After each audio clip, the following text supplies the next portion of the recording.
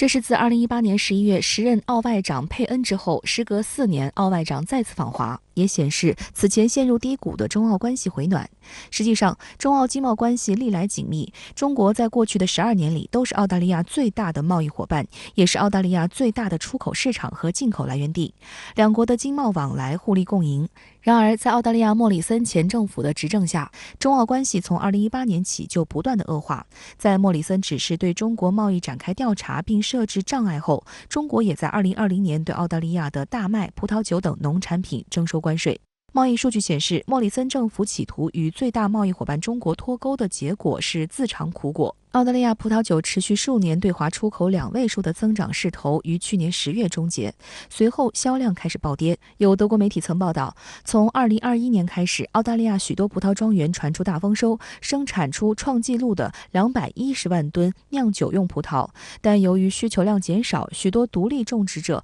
无法将收成出售给酿酒厂，导致至少数千吨优质葡萄被迫放到腐烂。All in all, there is no relationship, there's no trading partner that can match what we lost in China. 但莫里森政府仍在配合美国对中国进行战略围堵的路上越走越远。新冠疫情爆发后，莫里森曾在病毒溯源问题上与特朗普政府沆瀣一气，罔顾事实指责中国。更令外界哗然的是，作为美国围堵中国提出的所谓四方安全对话的成员，莫里森政府还宣布与美英建立三边安全合作伙伴关系 AUKUS， 并启动核潜艇合作，企图在美国的帮助下获得核潜艇。此举严重冲击国际核不扩散机制，损害亚太地区和平与稳定，引发国际社会广泛关注和批评。此外，今年4月，中国与所罗门群岛签署的一项双边安全协议，本来只是中所两国之间的正常交往，却又引起莫里森政府蓄意指责，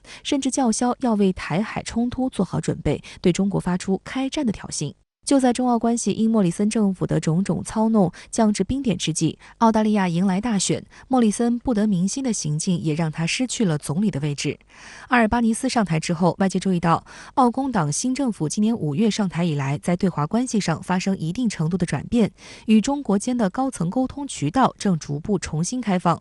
今年6月，中国国务委员兼国防部长魏凤和与澳副总理兼国防部长马尔斯举行面对面会谈，标志着澳中高层交流机制被冻结的情况正式结束，为双方更多高层会谈铺平道路。此后，在短短半年内，国务委员兼外长王毅先后3次与黄英贤面对面会谈，并多次通过电话进行沟通。今年11月，中澳两国领导人在巴厘岛G20峰会期间举行了面对面会晤，就推动双方关系发展达成重要共识。在此背景下，澳大利亚各大媒体对黄英贤此次访华给予了极高的期待，纷纷用历史性、重大突破、重要进展、重置关系等词来形容黄英贤的中国行。Well, very significant. That is fantastic news. It sort of builds on her line this year of meeting with her counterpart Wang Yi. So I think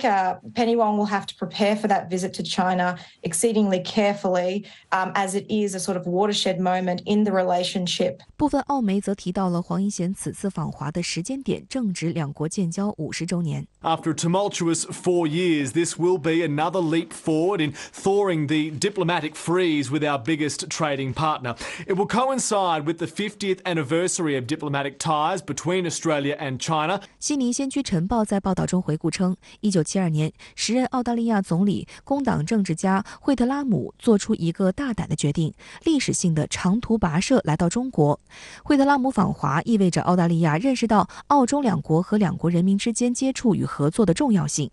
在此后几十年，中国发展成为世界上最大的经济体之一，同时也成为澳大利亚最大的贸易伙伴。报道还提及黄英贤行前，阿尔巴尼斯和他在联合声明中肯定澳中之间强大的贸易和文化联系，为两国带来巨大利益。与此同时，声明重申澳新政府对华关系的基调，即我们将尽我们所能与中国进行合作，在意见不同时坚持自己的立场。报道认为，这一观点呼应了惠特拉姆在澳中建交时的初衷，即在求同存异的基础上发展两国关系。澳大利亚国内反对党对黄英贤此行也给予了积极评价。An appropriate trip to be undertaken to recognise the 50th anniversary, to seek to advance cooperation on areas of mutual benefit, but also importantly to try to advance resolution of the number of difficult issues that exist in relation to Australia-China relations at present. 针对黄英贤此访，最期盼的莫过于澳大利亚商界。澳金融评论报称，因疫情影响，澳商业代表团无法与黄英贤同期访华，但是澳企业期待此访能在短期内取得实质性成果。中澳之间都相互有需求，那尤其包括澳大利亚的这种经济贸易发展。我自己还是认为这次的访华只是开了一个头，开了一个重新恢复高层对话的头。那么也许在未来一段时间，可能不同的这个部门的高层会谈会逐渐的恢复。那么我们期望可能还是会首先在经贸方面出现一些松动和积极的信号。不过需要指出的是，虽然中澳关系有所回暖，但仍然存在一些破坏两国战略互信的因素，如莫里森政府执政时期加入的AUKUS联盟，澳方同意美军6架B-52战略轰炸机进驻澳大利亚，美澳对中国与南太平洋地区的合作心怀疑虑等。目前阿尔巴尼斯政府的对华政策大框架尚未发生根本改变，仍将加深与美国、英国和日本的防务关系。另外，阿尔巴尼斯上台后还加强与太平洋岛国的接触，确保澳大利亚是后者的首选安全合作伙伴，以应对中国在该地区日益增长的影响力。观察认为，中澳关系不仅应包括经济方面的合作内容，更需将尊重对方核心利益纳入考量之中。只有这样，中澳关系才能够行稳致远。中澳关系急剧的下降和这个他们对于我们5G 在这个澳大利亚的这种运营啊，包括这个病毒的这种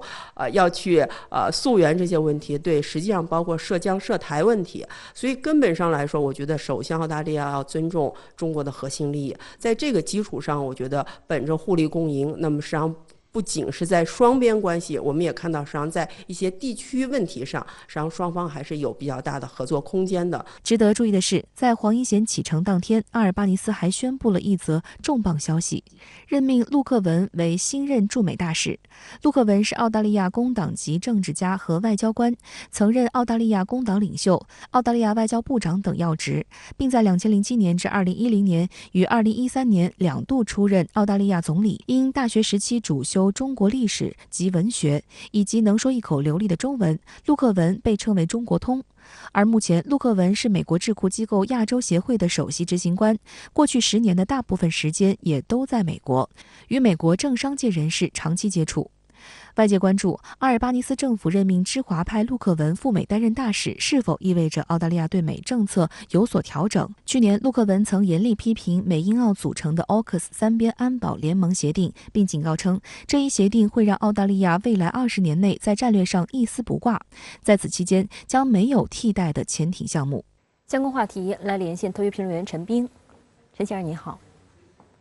澳大利亚外长黄英贤访华，与中国外长举行新一轮中澳外交与战略对话。中澳关系是不是在峰回路转呢？主持人好，没错，中澳关系呢在向好转变，这个温热化冰，但是呢还没有到2019年的正常化程度。澳大利亚工党政府上台以后，开始反思前政府激进的政策，试图呢纠正在中美之间选边站的错误，努力从过分依靠美国扭转到亲美但仍然在中间的部位，以便呢为澳大利亚的经济止损。这次黄英贤到中国访问，选择中澳建交50周年纪念日与中国外长会谈，并且举行听了好几年的中澳外交与战略对话，意味着呢中澳关系走出低谷，开始回暖。实际上呢，这是澳大利亚新政府改善对华关系的第3次努力。第一次呢是在巴厘岛 G20 峰会期间，澳大利亚总理阿尔巴尼斯与中国领导人正式会晤，表达与中国和好的意愿。第二次呢是泰国曼谷举行的亚太经济组织峰会期间，澳大利亚总理就台湾加入全面与进步跨太平洋伙伴关系协定表态，也就是 CPTPP。阿尔巴尼斯说呢，澳大利亚两党都坚持一个中国原则，而台湾呢不具备加入的条件。澳大利亚议员窜访台湾的时候，这个澳大利亚政府呢主动出面澄清，说呢不代表政府和两党的意愿，不知道他们去干什么。第3次呢就是黄英贤访华，希望中澳关系走出冰点，实现外交突破。在他出访前呢，澳大利亚总理投书本国最有影响力的报纸，强调呀，澳方寻找与中国建立稳定的关系和建立一个更美好的未来，将在力所能及的地方合作维护这个地区稳定。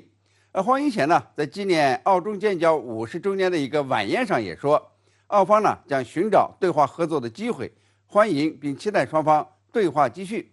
澳方呢坚持一个中国政策，也希望中国继续为澳大利亚的经济增长和就业做出贡献。